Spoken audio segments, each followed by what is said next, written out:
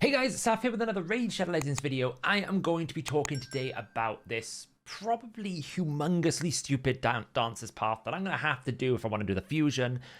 This isn't going to really be a breakdown because it's coming out a bit late, so you probably have already summoned, but it's really just a discussion to have a look at how much it's going to cost and kind of the morals of this. I know that Hell Hades already done a video kind of ranting about this. I don't know why, but this fusion is aggressive. They do this from time to time at Plarium. They basically put a fusion out that is like a level above the grind that is normal, almost to, I think, to test the waters to see how much tolerance we as players have for these events. And I will say this dancer's path is pretty rubbish, and I'll for three reasons mainly. The first good thing is, okay, it kind of replaces a summon rush, which I kind of don't hate that a hero path replaces a summon rush because I feel like it gives you more choice. It does give you the option to go and chase some better rewards. Maybe you want to grab that extra legendary book. Maybe you don't really care about the fragments. Maybe you're not doing the fusion, but you still want to summon a few things, right? I like the fact it does give you a bit more choice, whereas a summon rush, you get what you're given. Whether those rewards are good or not, it doesn't really matter.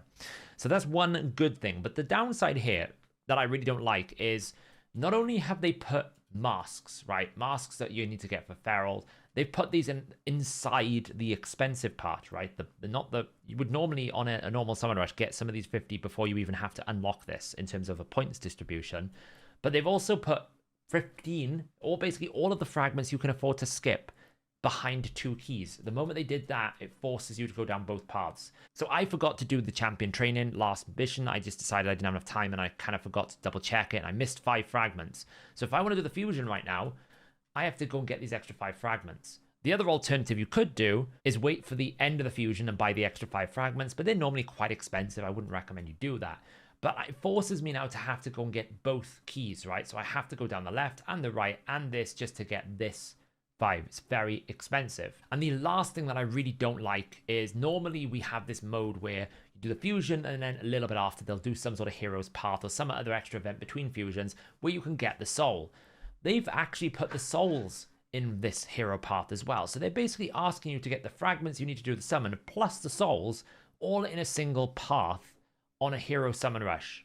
It is obnoxious. Okay, it is obnoxious. When we do a little bit of the math checks, you'll see that actually it's above the average normal amount of a hero's path to begin with in terms of points. And we also had the pretty rough dungeon divers. And I think it's just because they made this assumption that, well, we've put a Queen's dungeon on and we've put 2 other dungeons on, you're going to be doing a lot of dungeon divers. But it was extremely high. It was way too high for the average. And probably a lot of players right now skipped that first one thinking, it's okay, I can skip 15. Guess what? Now you can't because now you have to do this. So I feel like this fusion right now is a little bit of a kick in the teeth and kind of takes away some of the fun that they normally have. And normally the Valentine duo is kind of fun. Now I will say just on the character, the champion here, actually Esme is quite good. And I know a lot of people think Esme was a bit boring, a bit average, which took me by surprise. But if you're a Chimera player and you don't have all of these big hitting champions like Senna and Arbaeus and Fina and Alaz, if you don't have these, doing trials is quite hard. There is kind of like a more, I wouldn't say free to play, but a more accessible team, which is like Elva plus Lydia plus Farrakhan with Anuto or Marius. But even that is still a little bit limited in times in terms of like you have to be very, very perfect. They can't really make much mistakes. What I like about Esme is you get a lot of the things that are difficult to acquire in one champion. So for example, we get an increased attack. That is needed for one of the trials. You also get an increased accuracy and increased speed. Increased accuracy is needed for one of the trials. You also get a weaken and block buffs. These are needed. You basically get like, I think there's like 4 trials, maybe 5 trials that she's basically giving you, near enough all that you need. So what do we got with Esme? We have an attack one, a full just 100% increased attack on all allies on an A1. That's extremely rare. I think the only other champion that I know that can place a 100% AoE increased attack on all of your team, and I don't even think it's an increased attack, it's Androck. Androck does increased defense, and it's a mythical. I don't think there's another character, another champion in the game that does 100% AoE. It's very rare, and it's very good because it means every single time she counterattacks, you're going to get increased attack. If she ally attacks, you're going to get increased attack. If she uses her A1, you're going to get increased attack. You can also get lasting gifts to try and extend this duration. It's really good. On the A2, we get an AoE on a 3-turn cooldown, 100% weaken and block buffs. Block buffs is still limited. Okay, yes, we're getting more and more. We're getting people like Lamas who come in very difficult to get if you're not a very, you don't have a high clan. take you a while. We've got Ugo still is really, really good. We've got, there's another epic. I forget his name. He's one of the undead. We're starting to get things like, I think it was either Skeletor or was it Loki that had block buffs? I can't remember exactly which one. But we're starting to get more of them. But there's still not many good AoE block buff champions out there. So she kind of fills that void, really good for Hydra and important for Chimera Trials. And also can be quite useful in Arena. Not too bad. She's also going to decrease the turn meter of all enemies by 20%. If Modo of the Peel is on the same team, she steals it. Rock solid.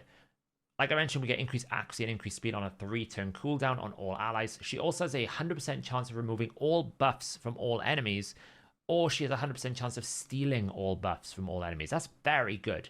That's very good. You've got to be careful about Polymorph. You might need Intercept. Very good. And what I actually really like, I think this passive is secretly OP. So not the passive, but the active effect. The passive effect, when it hit, has a 15% chance of randomly changing the attack's critical hits to weak, normal, or strong hits. This feels a little bit like Loki's passive, where sometimes you might save yourself. I don't really think this is particularly good. What I'm talking about is this. When this champion is hit, increases the turn meter of the ally with the highest attack. That means your attack champion is going 50% faster because it's only on a 1-turn cooldown.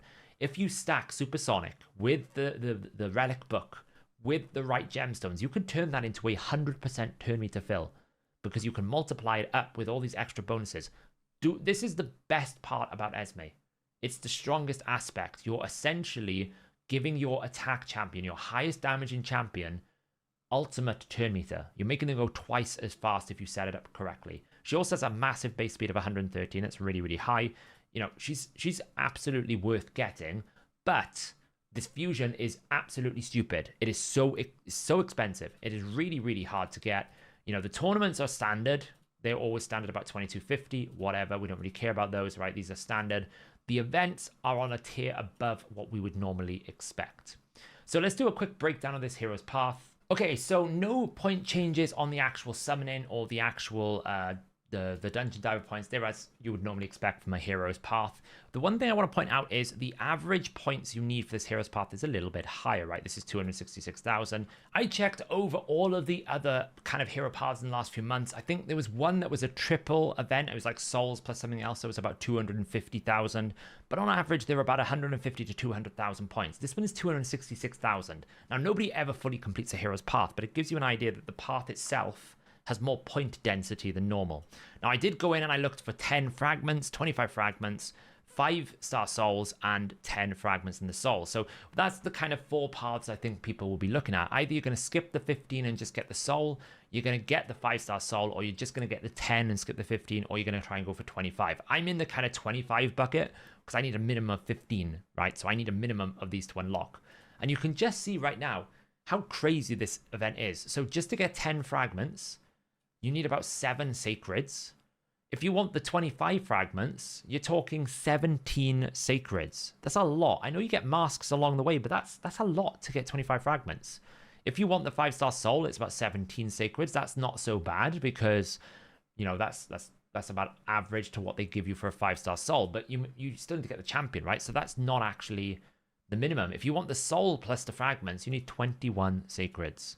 That's a lot. Now, you could say, oh, well, this dungeon divers. Well, yes, but that's still going to require you to use, like, I don't know, somewhere between 20 to 50,000 energy. Nobody's going to be doing this with dungeon divers. You always have one dominant thing in a hero's path, and you top it up with dungeon divers. That's the way that it always works. So, yeah, you're looking at probably those are the sacreds you need to do.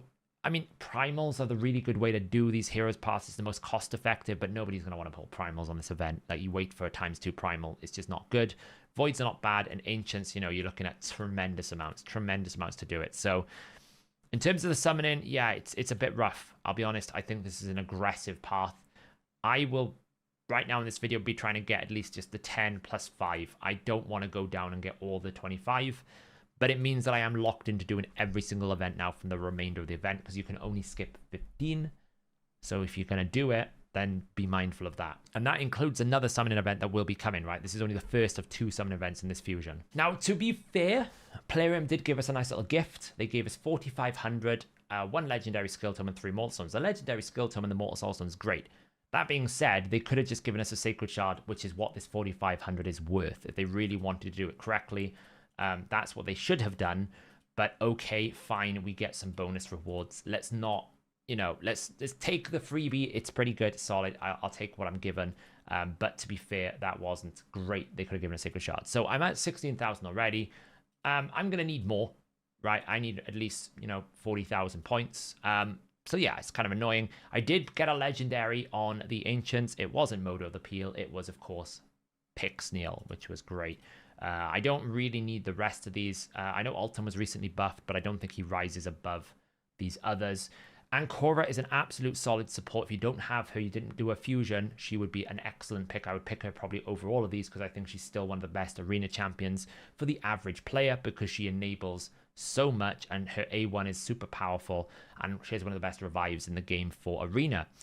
You could choose to go Rotus, Sisia, Cupidus. Rotus is probably the best of the three there, but I have all of these and I've already done the Ancora fusion. So really for me, I'm kind of looking at Modo because he's new. We can have a look at what he does. Modo of the Seal attacks one enemy 2 times, pretty much has a guaranteed chance of placing decreased defense because 2 hits on a 70% chance is very high. We've got Ear Splitter, which is an AoE attack, 100% chance to place a stun.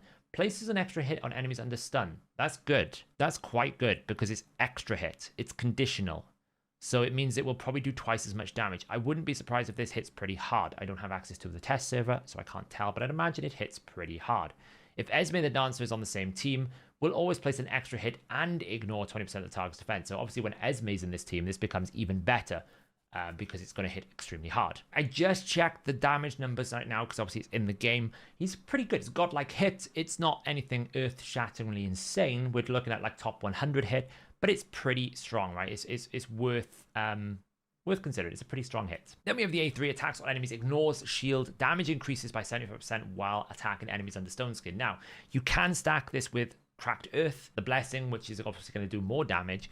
If you choose to get his soul at 5-star, then, you know, that I think does about 60 or 40% damage to a Stone Skin shield on top of the 75%. It'll probably crack the shield.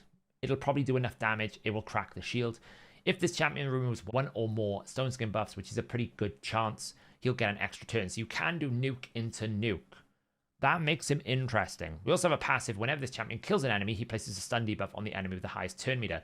That's annoying because that's a polymorph. Okay, that's basically just nasty. That's a polymorph. If Esme is on the team, this champion's skills will ignore 50% of the enemy's resistance. Also, he will get an intercept. So having Esme on the team is really helpful because it means it avoids this eventual thing of, I'm going to get polymorphed. That's the only downside. Base speed's a bit low here, but it's not too bad. Honestly, he's a solid champion. I don't think he's anything crazy, but he's absolutely solid. He carries a pretty cool back piece as well. So out of all of these, he's the one that I would absolutely want to use. So I'm going to pull a few of these. We'll see what we get. Maybe we'll get lucky. I want to try and keep at least 1 or 2 sacreds for the upcoming. But, you know, sacreds on a summon rush or a hero's path is the way you want to use them. You don't really want to use them on a champion chase unless you absolutely need to.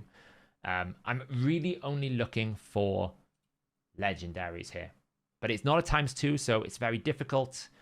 The average probability is that I will not get a legendary. We'll pull 2 more here now. We'll see what we get. The probability of me getting a legendary is very low. A Bovos, 1 more. Let's see what we get, and we'll see how far we get down the path. Like I said, probability very low. Feels rough. Let's see how far. So we got 39,000 points. So we absolutely need to go down the left-hand path. I'll just pick this up. Okay, let's go down the left. The points are equal either side, so it doesn't really matter. Like, I have to go and get this here, and I need the event key. Then I have to go down the right-hand side, right, because we can't go to here. We need this other key to be able to unlock this. So it does mean that I have to go down this path. The real question is, I still don't think I have enough. Ooh, we might just have enough here to get the minimum that I need. Okay, so I have the minimum that I need, which is 15, because I didn't do champion training reward. So right now I should have 35, I believe, 35 fragments. 45. So I've missed 5, so I can now, if I want to, stop. I can leave it there. But it would require me then to do all of the rest. I have to do all of the champion training tournament, which is a bit easier than training event because you can obviously get points for books. We'd have to do the champion chase right at the end where there's 15, which could be quite expensive based on the way we've been going here. It's probably going to be super expensive. Yeah, it's an interesting decision. So I could look at this now, and this is what you need to look at if you're in the situation that I'm in and go, if the points to get this extra 5 fragments, knowing that the champion chase is probably going to be 5 and 10, to get these 2 is quite a lot more points. We're talking a lot, right? A lot. Now, the masks are great. I'll be honest, I'm tempted by the masks more than I am the fragments. You could also think about the soul. There probably won't be another soul event for her, so if you're going to get Modo or her, you could do the soul. It's a bit tricky. I'm not actually going to make a decision right now. I'm not going to pull any more shards. I'm trying to conserve what I've got. I can easily still get her, but we'll see how it goes from there. But there you go. A bit of a kind of like a brief Dancer's Path breakdown. It's stupidly expensive, right? It is stupidly expensive. This fusion overall is pretty bad in terms of an economy level. Like, it's really expensive to do the fusion. I hope it's going to improve, but I don't think so. There are some legendary masks there, and we don't have that much longer on the Alice event, right? I think the Alice event ends in 2 weeks, 3 days, so there won't be many more opportunities for you to get the relic event materials. I'm saving all mine up for a video at the end of the event. We haven't got long left on it, so we'll have to see what comes up. I'm still expecting there to be a Prism event probably for Queen of Hearts soon as well, so we'll have to see. But there we go, guys. Let me know in the comments below, did you decide to not do the fusion after these events came out? Because I think many people probably would have been like, okay, she's average, I'll do it because it's a fragment collector, they're normally cheaper. And maybe now, are you now thinking, hey, that was a bad decision, we shouldn't do this? If so, let me know in the comments below. I'm really curious to see what people think. Or are you still doing it like I am? I'm a bit of a collector. I always like to do it in case I need it for content or someone wants some advice and guidance so I can test things. I like to try and keep a full roster if I can. But even I'm finding this a bit of a push, I'll be honest. I'm finding it very, very expensive. Let me know in the comments below, and I will catch you guys in the next video.